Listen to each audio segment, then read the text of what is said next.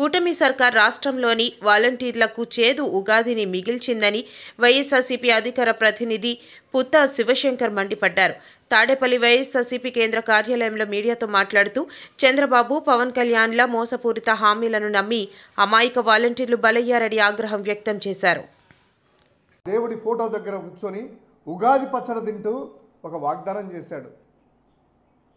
ఈ వాలంటీర్లు అనేటువంటి వ్యవస్థను కొనసాగిస్తాము, కొనసాగించడమే కాదు, వారికి 5,000 నుంచి 10,000 రూపాయలు కాదు 10,000 కాదు, మీలో ఎంటెక్ ఉన్నారు, బీటెక్ ఉన్నారు, ఎంబీఏ వాళ్ళు ఉన్నారు, మీ అందరికి కూడా 50,000 వరకు వర్క్ ఫ్రమ్ హోమ్ ఫెసిలిటీ ఇచ్చేట్టుగా చేస్తాననేసి ఒక నయ వంచన చేసి భగవంతుని ముందర కూడా పండగ రోజు పచ్చడి తింటూ, పవిత్రమైనటువంటి ఉగాది పచ్చడి తింటూ కూడా అబద్ధాలు ఆడచ్చు, మోసం చేయొచ్చు, వెన్నుపోటు పొడవచ్చు అని నిరూపించినటువంటి ఘనుడు